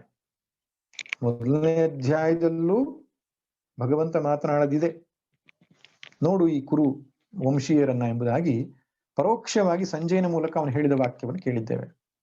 ಇಲ್ಲಿ ಪ್ರತ್ಯಕ್ಷವಾಗಿ ಭಗವಾನುವಾಚ ಎನ್ನುವಂತಹ ವಾಕ್ಯದಿಂದ ಭಗವಂತ ಹೇಳಿದ ಮಾತುಗಳು ನಮಗೆ ಇಲ್ಲಿ ಗೊತ್ತಾಗ್ತದೆ. ನೋಡಿ, ಈ ಎರಡು ಶ್ಲೋಕಗಳು ಭಗವಂತ ಕೊಟ್ಟ ಉಪದೇಶವಲ್ಲ, ಭಗವಂತ ಅರ್ಜುನಿಗೆ ಕೊಟ್ಟು ಪ್ರೇರಣಾ ವಾಕ್ಯಗಳು, ಸ್ಫೂರ್ತಿಯ ವಾಕ್ಯಗಳು, ಇನ್ಸ್ಪಿರೇಷನ್ ಅಂತ ಮೋಟಿವೇಶನ್ ಅಂತ ನಾವೇನು ಹೇಳ್ತೇವೆ, ಆ ರೀತಿ ಮೋಟಿವೇಶನ್ ಮಾಡತಕ್ಕಂಥ ವಾಕ್ಯಗಳು. ಅದೊಂದು ಪ್ರಯೋಗ ಮಾಡಿ ನೋಡಿದ ಭಗವಂತ. ಅವನ ಸ್ವಾಭಿಮಾನಕ್ಕೆ ಪೆಟ್ಟು ಕೊಡತಕ್ಕಂತಹ ವಾಕ್ಯಗಳಿಂದ ಅವನನ್ನ ಬಡಿದೆಬ್ಬಿಸಿ ಯುದ್ಧಕ್ಕೆ ನಿಯುಕ್ತರನ್ನಾಗಿ ಮಾಡೋಣ ಅಂತ ಯೋಚನೆ ಮಾಡ್ತಾನೆ. ಆದ್ರೆ ಅವನಿಗಾದ ರೋಗ ಅತ್ಯಂತ ಆಳವಾದದ್ದು. ಸಣ್ಣ ಪುಟ್ಟ ಪ್ರೇರಣಾ ವಾಕ್ಯಗಳಿಂದ ಎಚ್ಚೆತ್ತುಕೊಳ್ಳುವಷ್ಟರ ಸ್ಥಿತಿಯಲ್ಲಿ ಇರಲಿಲ್ಲ ಅರ್ಜುನ. ಆದ್ರೆ ಭಗವಂತ ಕೊಟ್ಟಂತಹ ಮಾತು ಏನಿದೆ, ಬಹಳ ಅದ್ಭುತವಾದ ಮಾತುಗಳಿವು. ಈ ಎರಡು ಶ್ಲೋಕಗಳಲ್ಲಿ ಅರ್ಜುನನ ಬಡಿದೆಬ್ಬಿಸ್ತಾನೆ. ಕುತಸ್ತ್ವಾ ಕಶ್ಮಲಮಿದಂ ವಿಷಮೇ ಸಮುಪಸ್ಥಿತಂ. ನಿನಗೆ ಕಶ್ಮಲ ಬಂದಿದೆ, ಮನೋದೋಷ ಬಂದಿದೆ, ಮನದ ಕಾಲುಷ್ಯ ಬಂದಿದೆ, ಅದು ವಿಷಮವಾದ ಸ್ಥಿತಿಯಲ್ಲಿ. ವಿಷಮ ಸ್ಥಿತಿ ಅಂದ್ರೇನು? ಶಂಖ ಊದಿಯಾಗಿದೆ, ಶಸ್ತ್ರಪಾತವಾಗಬೇಕು, ಅಂತಹ ಸ್ಥಿತಿಯಲ್ಲಿ ನಿನ್ನ ಮನೋರೋಗ ಉಂಟಾಗಿದೆ. ನಿನಗೆ ಹೇಗ್ ಬಂತಯ್ಯ ನಿನಗೆ? ಯಾಕಂದ್ರೆ ಯುದ್ಧದ ಅನಿವಾರ್ಯತೆ ಆಕಸ್ಮಿಕವಲ್ಲ, ಅಥವಾ ಯುದ್ಧದ ಪರಿಸ್ಥಿತಿ ಆಕಸ್ಮಿಕವಲ್ಲ. 12 ವರ್ಷ ವನವಾಸ, 1 ವರ್ಷ ಅಜ್ಞಾತವಾಸದಲ್ಲಿಯೂ ಸಾಕಷ್ಟು ಸಮಾಲೋಚನೆ ಮಾಡಿ, ಪರಸ್ಪರ ಚರ್ಚೆಯನ್ನ ಮಾಡಿ, ಯುದ್ಧ ಬೇಕೇ ಬೇಡವೇ ಸಂಧಾನಾದಿಗಳಿಗೆ ಯತ್ನಾದಿಗಳನ್ನ ಮಾಡಿ, ಎಲ್ಲವೂ ಮುರಿದು ಬಿದ್ದಾಗ, ಯುದ್ಧವಿಲ್ಲದೆ ಬೇರೆ ಪರಿಹಾರವೇ ಇಲ್ಲ ಅಂತ ನಿಶ್ಚಯವಾದಾಗ ಬಂದೊದಗಿದಂತಹ ಸ್ಥಿತಿ. ಧರ್ಮರಾಜನ ಸಭೆಯಲ್ಲಿ ಸಂಜಯನ ವಾಕ್ಯವನ್ನ ದೂತನಾಗಿ ಬಂದಾಗ ಅಲ್ಲೊಂದು ಚರ್ಚೆ ಆಗ್ತದೆ. ಯುದ್ಧ ಬೇಡ ನಿಮಗೆ, ಕಾಡಿನಲ್ಲಿ ಭಿಕ್ಷೆ ಬೇಡ್ಕೊಂಡಿರಿ ಅಂತ ಧೃತರಾಷ್ಟ್ರ ಹೇಳಿದ ವಾಕ್ಯವನ್ನು ಕೇಳಿ ಧರ್ಮರಾಜ, ಆಯ್ತು ಹಾಗೇ ಮಾಡ್ತೇವೆ, ನಾವು ಯಾಕೆ ಯುದ್ಧ ಮಾಡಿ ನಾಶ ಮಾಡಬೇಕು ಕುಲಕ್ಷಯಗಳನ್ನ, ಅದರಿಂದ ನಮ್ಗೆ ಯುದ್ಧ ಬೇಡ ಅಂತ ಅವನು ಒಪ್ಕೊಂಡು, ಅರ್ಜುನ ಅಂತೂ ಅಣ್ಣನ ಮಾತಿಗೆ ಹೋಗೊಡುವವನು. ಭೀಮನಿಗೆ ಒಳಗಡೆಯೇ ಒದ್ದಾಟ ಆಗಿತ್ತು. ಅವನಿಗೆ ಧರ್ಮದ ಮರ್ಯಾದೆಯನ್ನು ಹೇಳಿಬಿಟ್ಟು ಅವನನ್ನ ದಬ್ಬಿಡಲಾಗಿತ್ತು. ಭೀಮನ ಸ್ವೀಕಾರ ಮಾಡಿರ್ಲಿಲ್ಲ. ಆದ್ರೆ ಅಣ್ಣನ ಮಾತಿಗೆ ತಾನು ವಿರುದ್ಧ ಆಡಬಾರದು ಅನ್ನೋ ಕಾರಣಕ್ಕೆ ಇವರೆಲ್ಲರೂ ಒಪ್ಪುಕೊಂಡ ಮೇಲೆ ನಾನೇನು ಹೇಳುವಂತಿದೆ ಅಂತ ಕೃಷ್ಣನೂ ಸುಮ್ಮನಾಗ್ತಾನೆ. ಕೊನೆಗೆ ಒಳಗಡೆಗೆ ಹೋದಾಗ ದ್ರೌಪದಿ ತನ್ನ ಮುಡಿಯನ್ನ ಬಿಚ್ಚಿ ತೋರಿಸ್ತಾಳೆ. ಕೃಷ್ಣ, ಇದನ್ನ ಕಟ್ಟಬೇಕಲ್ವೇ ನೀನಲ್ವೇ? ಆ ಕೌರವರ ದುಶ್ಯಾಸನನ್ನ ಕೊಂದು ಭೀಮನ ಕೈಯಿಂದ ಕಟ್ಟಿಸಿಕೊಳ್ಳಬೇಕಲ್ವೇ ನಾನು? ಹಾಗಿರುವಾಗ ಒಂದೊಮ್ಮೆ ಈ ಪಾಂಡವರ ಯುದ್ಧ ಮಾಡದಿದ್ದರೆ ನನ್ನ 5 ಜನ ಮಕ್ಕಳು, ನನ್ನಪ್ಪ ದ್ರುಪದ, ನನ್ನ ಅಣ್ಣ ದೃಷ್ಟದ್ಯುಮ್ನ ಹಾಗೂ ಅಭಿಮನ್ಯು, ಇಷ್ಟು ಜನರನ್ನ ಸೇರಿಸಿಕೊಂಡು ನಾನು ಯುದ್ಧ ಮಾಡ್ತೇನೆ ಅಂತ ಹೇಳ್ತಾಳೆ. ಅದು ಕ್ಷತ್ರಿಯ ವಂಶದ ಮಹಿಳೆಯ ಆ ಒಂದು ಮಾತು ನೋಡಿ. ಕೃಷ್ಣ ಹೇಳ್ತಾನೆ ಯುದ್ಧ ಅನಿವಾರ್ಯ, ಮಾಡಲೇಬೇಕು ಅಂತ. ಮತ್ತೆ ಹೊರಗಡೆ ಬಂದು ಚರ್ಚೆ ಆಗ್ತದೆ. ಯುದ್ಧದ ಅನಿವಾರ್ಯತೆಯನ್ನು ಧರ್ಮರಾಜ ಮನಗಾಳ್ತಾನೆ. ಎಲ್ಲರೂ ಯುದ್ಧದ ಒಪ್ಪಿಗೆಯನ್ನು ಸೂಚಿಸಿ ಇಷ್ಟೆಲ್ಲ ಯುದ್ಧದ ತಯಾರಿಯನ್ನು ಮಾಡಿ ಸಹಾಯಕ ಸೇನೆಯನ್ನೆಲ್ಲ ಸೇರಿಸಿಕೊಂಡು ಯುದ್ಧರಂಗಕ್ಕೆ ಬಂದಿದ್ದಾನೆ. ಇನ್ನೇನು ಯುದ್ಧವಾಗಬೇಕು, ಆವಾಗ ಬಂದಿದೆ ಅವನಿಗೆ ಈ ಸಮಸ್ಯೆ. ಅದಕ್ಕೆ ಕೃಷ್ಣ ಹೇಳ್ತಕ್ಕಂಥದ್ದು ವಿಷಮೇ ಸಮುಪಸ್ಥಿತಂ, ವಿಷಮವಾದ ಸ್ಥಿತಿ ಇದು. ಎಲ್ಲಿಂದ ಬಂತು ನಿನಗೆ ಈ ಕಶ್ಮಲ, ಈ ಮನೋದೋಷ? ಅದಕ್ಕೆ 3 ಶಬ್ದವನ್ನು ಬಳಸ್ತಾನೆ. ಮನೋದೋಷ ಯಾವ ರೀತಿಯಾದದ್ದು ನಿಂದು, ಇದ್ರ ಪರಿಣಾಮ ಏನನ್ನೋದಕ್ಕೆ ಅನಾರ್ಯಜುಷ್ಟಂ ಅಸ್ವರ್ಗ್ಯಂ ಅಕೀರ್ತಿಕರಂ ಅರ್ಜುನ. ಈ ನಿನ್ನ ಮನೋದೋಷ ಇದೆಯಲ್ಲಪ್ಪ ಅರ್ಜುನ, ಯುದ್ಧ ಮಾಡಲ್ಲ ನಾನು ಅಂತ ದುಃಖತಪ್ತನಾಗಿ ಕೂತಿದ್ಯಲ್ಲ, ಇದು ಮೊದಲನೇದಾಗಿ ಅನಾರ್ಯಜುಷ್ಟಂ, ಇದು ಆರ್ಯರಿಂದ ಪೂಜನೀಯವಲ್ಲ. ಎರಡನೇದು ಅಸ್ವರ್ಗ್ಯಂ, ನಿನಗೆ ಸದ್ಗತಿಯನ್ನು ಕೊಡುವುದಿಲ್ಲ. ಮೂರನೇದು ಅಕೀರ್ತಿಕರಂ, ನಿನಗೆ ಕೀರ್ತಿಯನ್ನ ನಾಶ ಮಾಡುತ್ತೆ. ಇಷ್ಟು ದಿನಗಳ ಕಾಲ ಅರ್ಜುನ ಅಂದ್ರೆ ಗಂಡು ಅಂತ ಯಾರು ಕರಿತಾ ಇದ್ರೋ ಅವರನ್ನ ಪುಕ್ಕ ಅಂತ ಕರೀತಾರೆ. ನಿನಗೆ ಯುದ್ಧರಂಗದಿಂದ ಓಡಿ ಹೋದ ಹೇಡಿ ಅಂತ ಕರೀತಾರೆ. ಕಲ್ಪನೆ ಮಾಡ್ಕೋ ಅದನ್ನ. ಮುಂದಿನ ತಲೆಮಾರಿನ ಜನ ಅರ್ಜುನ ಒಬ್ಬ ಹೇಡಿ ಅಂತ ಕರೆಯುವುದನ್ನ ಸ್ವಲ್ಪ ಕಲ್ಪನೆ ಮಾಡ್ಕೊ, ನೀನು ಏನನ್ಸಂತ ಹೇಳು. ಅಕೀರ್ತಿ ಬರ್ತದೆ ನಿನಗೆ. ಸಂಭಾವಿತಸ್ಯ ಚ ಅಕೀರ್ತಿ ಮರಣಾದ ತಿರಿಚ್ಯತೆ ಅಂತ ಮುಂದಿನ ಶ್ಲೋಕಗಳಲ್ಲಿ ಹೇಳ್ತಾನೆ. ಅಕೀರ್ತಿ ಅನ್ನೋದು ಮರಣಕ್ಕಿಂತಲೂ ಭಯಾನಕವಾದದ್ದು ಅಂತ. ಇನ್ನು ಅನಾರ್ಯ ಜುಷ್ಟಂ ಅಂದ್ರೆ ಏನು? ಆರ್ಯರಿಂದ ಗೌರವಿಸ್ತಕ್ಕಂಥದ್ದಲ್ಲ ನೀನು ಮಾಡ್ತೋ ಕೆಲಸ ಅಂತ. ಈ ಆರ್ಯ ಅನ್ನೋ ಶಬ್ದ ಇತ್ತೀಚಿನ ದಿನಗಳಲ್ಲಿ ಸ್ವಲ್ಪ ವಿಚಿತ್ರವಾದ ಅರ್ಥದಲ್ಲಿ ಬಳಕೆ ಆಗ್ತಾ ಇದೆ.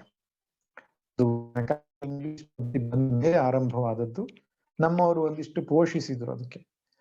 ಆರ್ಯರು ಅಂದ್ರೆ ಹೊರಗಡೆಯಿಂದ ಬಂದವರು, ಮೂಲಭೂತವಾಸಿಗಳು, ಮೂಲ ನಿವಾಸಿಗಳು ಅಂತ ಬೇರೆ ಇದ್ದಾರೆ ನಮ್ಮ ದೇಶದಲ್ಲಿ, ಆರ್ಯರು ಅಂತ ಬೇರೆ ಇದ್ದಾರೆ ಅಂತ ನಮ್ಮ ಮನಸ್ಸಲ್ಲಿ ತುರುಕಿ, ಈ ಆರ್ಯರು ಅಂದ್ರೆ ಒಂದು ಪಂಗಡ, ದ್ರಾವಿಡರು ಅಂದ್ರೆ ಒಂದು ಪಂಗಡ, ಮೂಲ ನಿವಾಸಿಗಳು ಒಂದು ಪಂಗಡ, ಈ ರೀತಿ ಎಲ್ಲ ಭಾವನೆಗಳು ಮಾಡಿ ಒಡೆದು ಹಾಕಿದ್ದಾರೆ. ಆರ್ಯ ಅನ್ನೋ ಶಬ್ದಕ್ಕೆ ತುಂಬಾ ಪ್ರಾಚೀನವಾದ ಶಬ್ದ, ವೇದಗಳಲ್ಲೇ ಕಾಣಿಸಿಕೊಳ್ತಕ್ಕಂಥ ಶಬ್ದ ಅದು. ಆರ್ಯ ಅಂದ್ರೆ ಸುಸಂಸ್ಕೃತ ಅಂತ. ನೋಡಿ, ಮೂರು ರೀತಿಯ ಜನರು ಇರ್ತಾರೆ: ಪ್ರಾಕೃತ ಪುರುಷ, ವಿಕೃತ ಪುರುಷ, ಸಂಸ್ಕೃತ ಪುರುಷ ಅಂತ. ವಿಕೃತ ಪುರುಷ ಅಂದ್ರೆ ಏನು?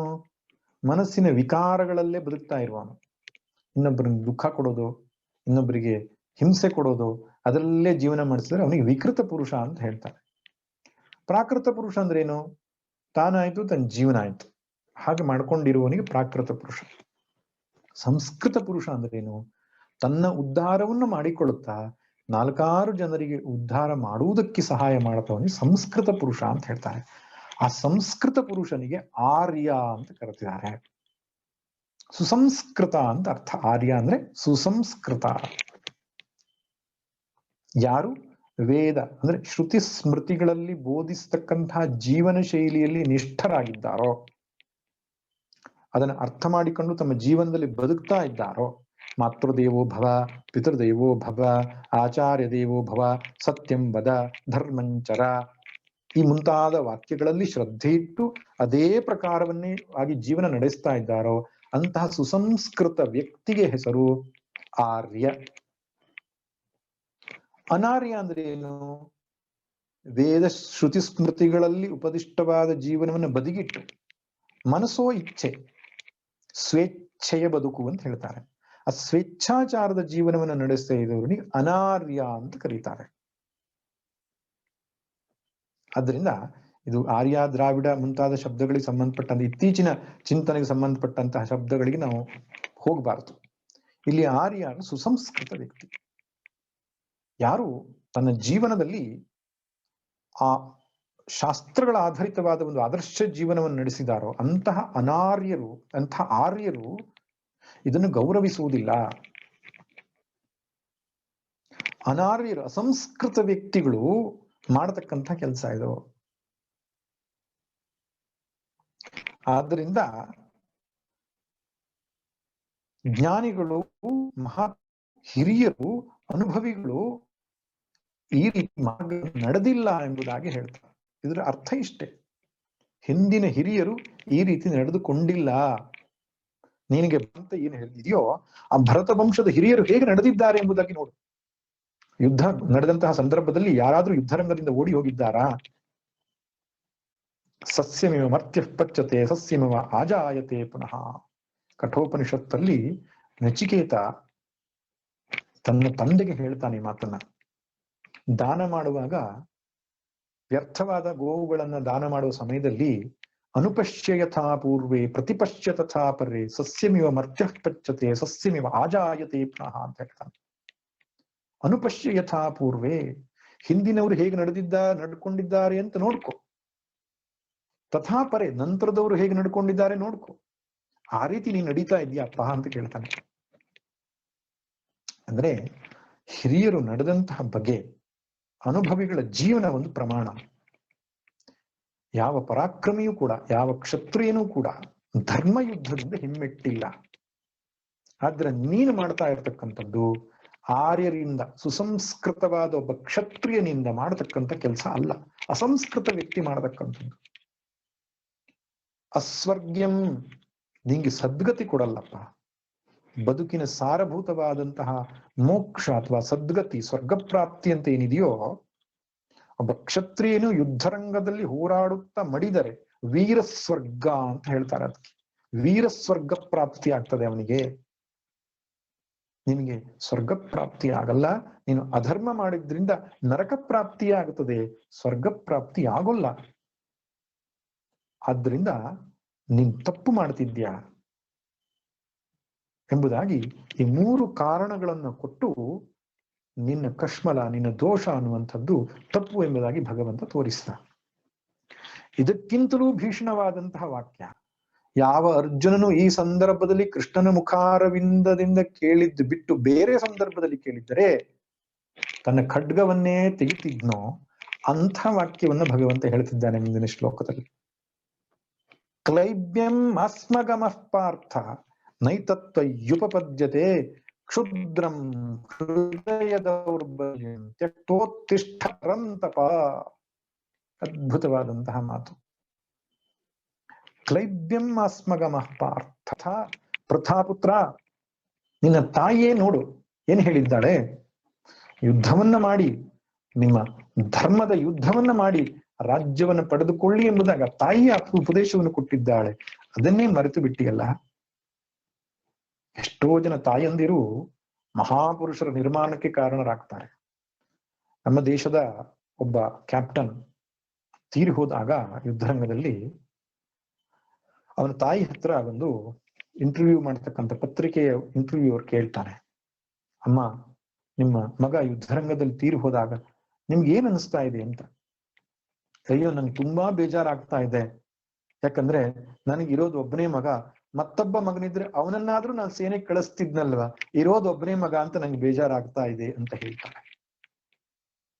ಮತ್ತೊಬ್ಬ ರಾಜನ ಪತ್ನಿ ಯುದ್ಧರಂಗದಿಂದ ಹಿಂತಿರುಗಿ ಬಿದ್ದ ಗಂಡನಿಗೆ ಹೇಡಿ ಅಂತ ಬೈದು ಅವಮಾನ ಮಾಡಿ, ಹೋಗು ಯುದ್ಧರಂಗದಲ್ಲಿ ಮಡಿ, ಹಿಂತಿರುಗಿ ಬರಬೇಡ ಅಂತ ಕಳಿಸಿದ್ದಾಳೆ.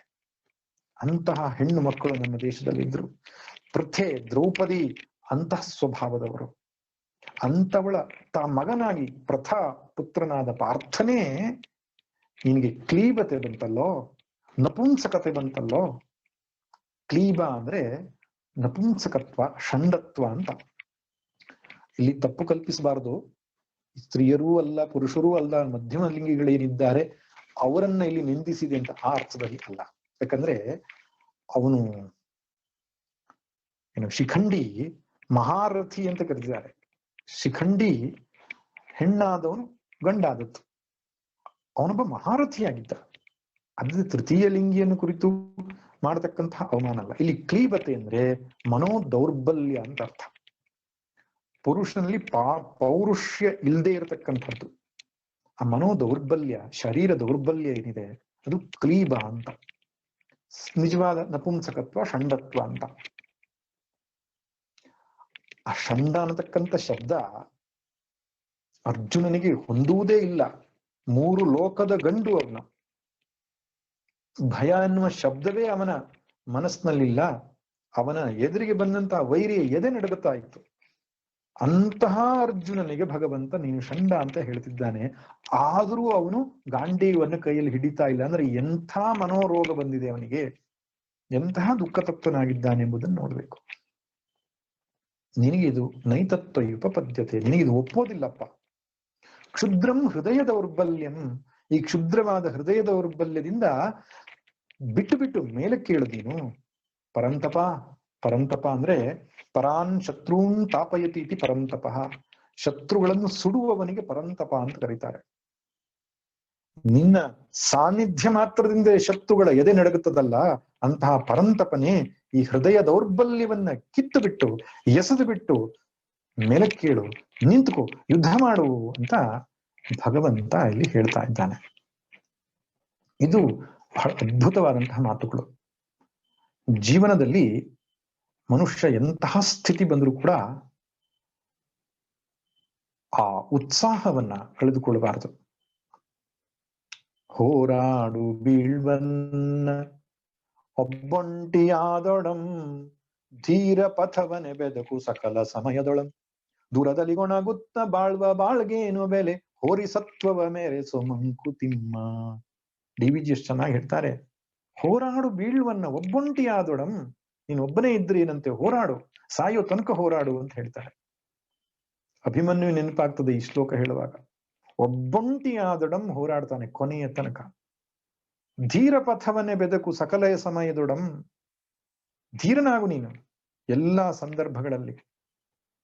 ದೂರದಲ್ಲಿ ಗೊಣಗುತ್ತ ಬಾಳುವ ಬಾಳ್ಗೇನು ಬೆಲೆ, ಅಯ್ಯೋ ನನ್ನ ಜೀವನದಲ್ಲಿ ಹೀಗಾಯ್ತು, ಅಯ್ಯೋ ಕಷ್ಟಗಳು ಬಂತು, ಅಯ್ಯೋ ನಮ್ಮವರೇ ಶತ್ರುಗಳಾಗ್ಬಿಟ್ರು, ಇದೆಲ್ಲ ಗೊಣಗಾಟ ಮಾಡೋದ್ರಲ್ಲಿ ಬೆಲೆ ಇಲ್ಲಪ್ಪ, ಎದುರಿಸು ನೀನು ಅಂತ ಹೇಳ್ತಾರೆ. ಸತ್ತೆನೆಂದೆನ ಬೇಡ, ಸೋತೆನೆಂದೆನ ಬೇಡ, ಬತ್ತಿತೆನ್ನೊಳು ಸತ್ವ ದೂಟೆಯನ ಬೇಡ. ಎಷ್ಟು ಚಂದಲ್ಲಿ ಹೇಳ್ತಾರೆ, ಸತ್ತೆನೆಂದೆನ ಬೇಡ, ಅಯ್ಯೋ ಸತ್ತು ಬಿಟ್ಟೆ, ಹೋಯ್ತು ನನ್ನ ಜೀವನ, ಹೇಳ್ಬೇಡ ಮಾತು ಬರಬಾರದು ನಿನ್ ಬಾಯಲ್ಲಿ. ಸೋತೆನೆಂದೆನ ಬೇಡ, ಸೋತ್ ಬಿಟ್ಟೆ, ನನ್ ಜೀವನದಲ್ಲಿ ದಿಕ್ಕೇ ಕಾಣ್ತಾ ಇಲ್ಲ, ಹೇಳ್ಬೇಡ ಮಾತನ್ನ. ಬತ್ತಿತೆನ್ನೋಳು ಸತ್ವ ದೂಟೆಯನ ಬೇಡ, ಅಯ್ಯೋ ಉತ್ಸಾಹವೇ ಹೊರಟೋಗ್ಬಿಡ್ತು, ಹೇಳ್ಬೇಡ ಮಾತನ್ನ. ಮೃತ್ಯು ಎನ್ನುವುದೊಂದು ತೆರೆ ಇಳಿತ ತೆರೆ ಏರು, ಮೃತ್ಯು ಅಂತಕ್ಕಂಥ ಒಂದು ತೆರೆ ಇಳಿತ ತೆರೆ ಏರು. ಮೃತ್ಯು ಅಂದ್ರೆ ಜೀವನ ಅಂತ ಅರ್ಥ. ಈ ಜೀವನದ ಸಂಗ್ರಾಮ ಅಂತಕ್ಕಂಥದ್ದು ಒಂದು ತೆರೆ ಇಳಿತ, ಒಂದು ತೆರೆ ಏರು, ಒಂದ್ ದಿವಸ ಕೆಳಗೆ ಒಂದ್ ದಿವಸ ಮೇಲೆ. ಇವತ್ತು ಬಿದ್ದವನು ನಾಳೆ ಹೇಳ್ತಾನೆ, ಅದರಿಂದ ಉತ್ಸಾಹ ಕಳ್ಕೊಳ್ಬೇಡ, ಮತ್ತೆ ತೋರ್ಪುದು ನಾಳೆ ಮಂಕುತಿಮ್ಮ. ಎದೆಗಟ್ಟಿ ಎದೆಗಟ್ಟಿ ಎದೆಗಟ್ಟಿ ಎನ್ನುತ್ತಿರು, ಪದ ಜಾರಿ ಬಿದ್ದಂದು ತಲೆ ತಿರುಗಿದಂದು, ಜಗವೇನು ಬದುಕೇನು ದೈವವೇನೆ ನಿಪ್ಪಂದು, ಅದಿರದೆದೆಯೇ ಸಿರಿಯೋ ಮಂಕುತಿಮ್ಮ. ಏನ್ ಬೇಕಾದ್ದಾಗ್ಲಿ ಧೈರ್ಯ ಮತ್ತು ಉತ್ಸಾಹವನ್ನು ಮನುಷ್ಯ ಕಳ್ಕೊಳ್ಬಾರ್ದು. ಇದು ಭಗವಂತ ಕೊಡುವ ಸಂದೇಶ ಇಲ್ಲಿ.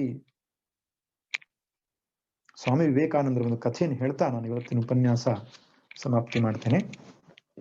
ಕಾಶಿಯ ಬೀದಿಯಲ್ಲಿ ಸ್ವಾಮಿ ವಿವೇಕಾನಂದ ನಡ್ಕೊಂಡು ಹೋಗ್ತಾ ಇದ್ದಾಗ ಒಂದಿಷ್ಟು ಕೋತಿಗಳು ಅವರನ್ನು ಅಟ್ಟಿಸ್ಕೊಂಡು ಬಂದ್ವಂತೆ.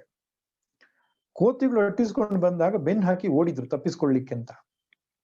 ಆಗ ದೂರದಲ್ಲಿ ಇನ್ನೊಬ್ಬ ಯತಿ ಸನ್ಯಾಸಿ ಹೇಳ್ತಾನೆ, ಸ್ವಾಮಿಗಳೇ ಓಡ್ಬೇಡಿ, ಎದುರಿಸಿ, ಅವೇ ಓಡೋಗ್ತವೆ ಅಂತ ಹೇಳಿದ್ನಂತ.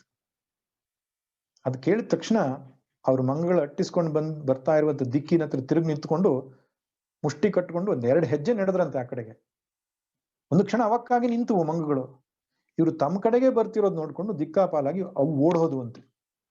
ಸ್ವಾಮಿ ವಿವೇಕಾನಂದರು ಹೇಳ್ತಾರೆ, ನನ್ನ ಜೀವನದಲ್ಲಿ ಕಲಿತಂತಹ ಪ್ರಥಮವಾದ ಮುಖ್ಯವಾದ ಪಾಠ ಏನಪ್ಪಾ ಅಂದ್ರೆ, ಏನೇ ಬರಲಿ ಎದುರಿಸು, ಹೆದರಬೇಡ ಅಂತ. ಆದ್ರಿಂದ ಆ ಎದುರಿಸ್ತಕ್ಕಂಥದ್ದು ಧೀರೋ ಉದಾತ್ತತೆಯ ಒಂದು ಲಕ್ಷಣ ಸ್ವಾಮಿ ವಿವೇಕಾನಂದರ ಜೀವನದಲ್ಲಿ ಕೊನೆಯವರೆಗೂ ಕಾಣುತ್ತೇವೆ. ಅದೇ ಉಪದೇಶವನ್ನ ಕೃಷ್ಣ ಅರ್ಜುನಿಗೆ ಕೊಟ್ಟಿದ್ದಾನೆ. ಎದುರಿಸು, ಹೋರಾಡುವಂತ ವಾಕ್ಯಗಳಿಂದ ಅವನನ್ನ ಪ್ರೇರಣೆ ಮಾಡಿದ್ದಾನೆ. ಆದ್ರೆ ಅರ್ಜುನನ ಮನಸ್ಸು ಅತ್ಯಂತ ದೀನವಾದದ್ರಿಂದ ಅವನಿಗೆ ಶಾಸ್ತ್ರದ ಉಪದೇಶ, ಆತ್ಮದ ಉಪದೇಶವೇ ಬೇಕಾಗಿತ್ತು.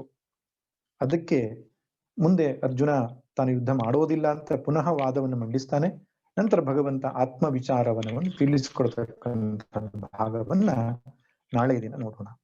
ಸರ್ವೇ ಭವಂತು ಸುಖಿನಃ, ಸರ್ವೇ ಸಂತು ನಿರಾಮಯಾಃ, ಸರ್ವೇ ಭದ್ರಾಣಿ ಪಶ್ಯಂತು ಮಾ ಕಶ್ಚಿತ್ ದುಃಖ ಭಾಗ್ ಭವೇತ್. ಓಂ ಶಾಂತಿ ಶಾಂತಿ ಶಾಂತಿ. ಹರಿ ಓಂ ಶ್ರೀ ಗುರುಭ್ಯೋ ನಮಃ. ಹರಿ ಓಂ.